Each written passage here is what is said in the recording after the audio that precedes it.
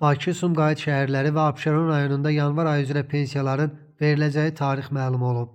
Doğru Xəbər Azərbaycan bizim mediaya istinadən xəbər verir ki, pensiyalar Bakı, Sumqayıt şəhərləri və Abşeron rayonu üzrə yanvar ayının 13-də veriləcək.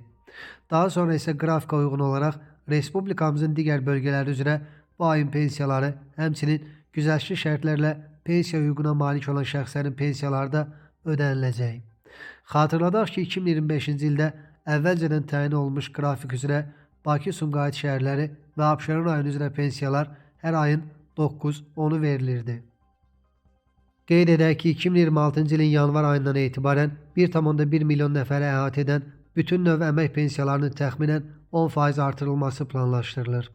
Pensiya artımı orta aylıq nominal əmək haqqının əvvəlki ilə nisbətən yüksəlməsi ilə bağlıdır. Hazırda orta aylıq əmək haqqı 9,7% artaraq 1093 manata çatıb.